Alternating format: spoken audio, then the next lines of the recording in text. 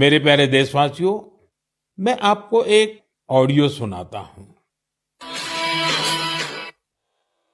Hello. Sir नमस्ते sir. नमस्ते। Sir बोलिए सर।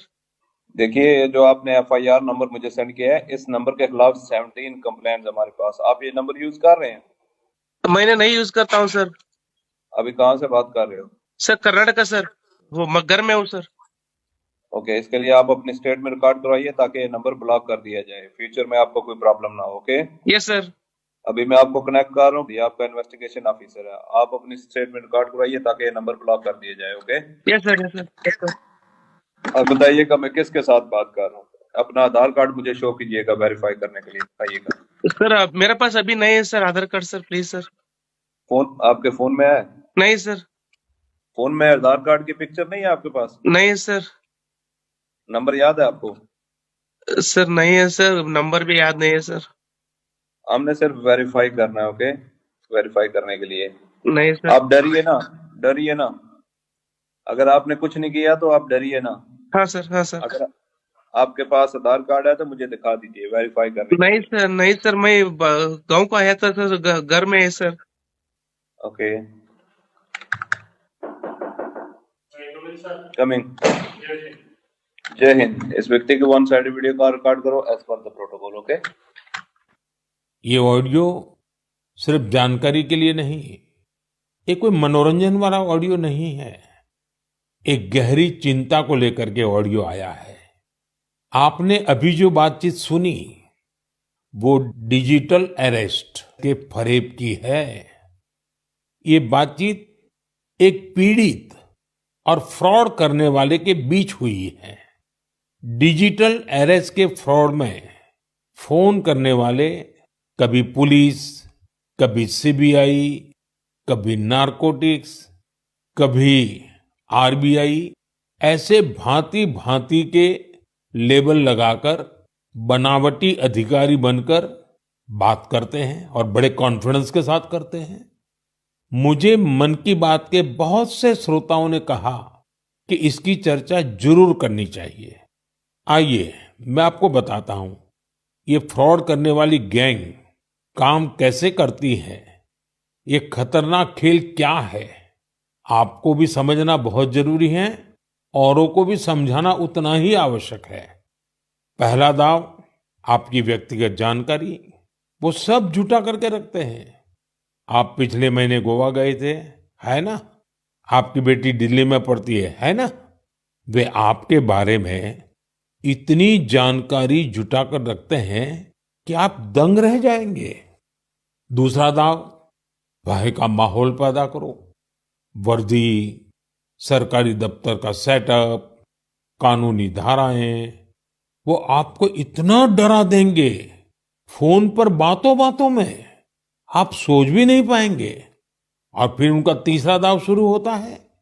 तीसरा दाव, समय का दबाव। अभी फैसला करना होगा वरना आपको गिरफ्तार करना पड़ेगा।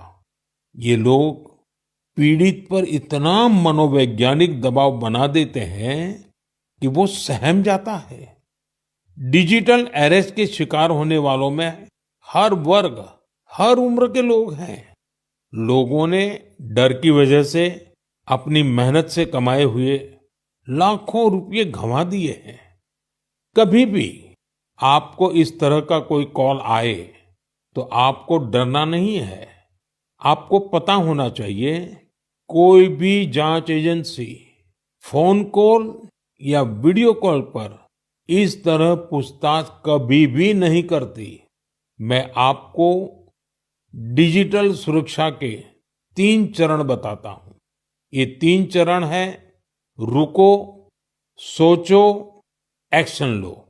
कॉल आते ही रुको, घबराए नहीं, शांत रहे, जल्दबाजी में कोई कदम न उठाएं, किसी को अपनी व्यक्तिगत जानकारी न दें। संभव हो तो स्क्रीनशॉट लें और रिकॉर्डिंग जरूर करें। इसके बाद आता है दूसरा चरण। पहला चरण था रुको, दूसरा चरण है सोचो। कोई भी सरकारी एजेंसी फोन पर ऐसे धमकी नहीं देती। न ही वीडियो कॉल पर पूछताछ करती है, न ही ऐसे पैसा की मांग करती है। अगर डर लगे तो समझिए कुछ गड़बड़ है। और पहला चरण, दूसरा चरण और अब मैं कहता हूं तीसरा चरण।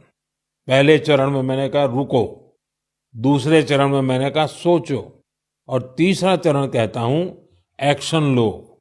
राष्ट्रीय साइबर हेल्पलाइन 1930 डायल करें, cybercrime.gov.in पर रिपोर्ट करें, परिवार और पुलिस को सूचित करें, सबूत सुरक्षित रखें। रुको, बाद में सोचो और फिर एक्शन लो। ये 3 चरण आपकी डिजिटल सुरक्षा का रक्षक बनेंगे। साथियों, मैं फिर कहूंगा, डिजिटल अरेस्ट जैसी कोई व्यवस्था कानून में नहीं है। ये सिर्फ फ्रॉड है, फरेब है, झूठ है, बदमाशों का गिरोह है। और जो लोग ऐसा कर रहे हैं वो समाज के दुश्मन है। डिजिटल अरेस्ट के नाम पर जो फरेब चल रहा है उससे निपटने के लिए तमाम जांच एजेंसियां राज्य सरकारों के साथ मिलकर काम कर रही है। इन एजेंसियों में तालमेल बनाने के लिए नेशनल साइबर कोऑर्डिनेशन सेंटर की स्थापना की गई है। एजेंसियों की तरफ से ऐसे फ्रॉड करने वाली हजारों वीडियो कॉलिंग आईडी को ब्लॉक किया गया है। लाखों सिम कार्ड, मोबाइल फोन और बैंक अकाउंट्स को भी ब्लॉक किया गया है। एजेंसियां अपना काम कर रही है, लेकिन डिजिटल अरेस्ट के नाम पर हो रहे स्कैम से बचने के लिए बहुत जरूरी है हर किसी की जागरूकता, हर नागरिक की जागरूकता।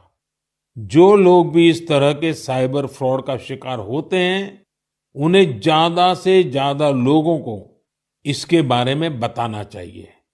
आप जागरूकता के लिए #सेफ डिजिटल इंडिया का प्रयोग कर सकते हैं। मैं स्कूलों और कॉलेजों को भी कहूंगा कि साइबर स्कैम के खिलाफ मुहिम में छात्रों को भी जोड़ें। समाज में सबके प्रयासों से ही हम इस चुनौती का मुकाबला कर सकते हैं।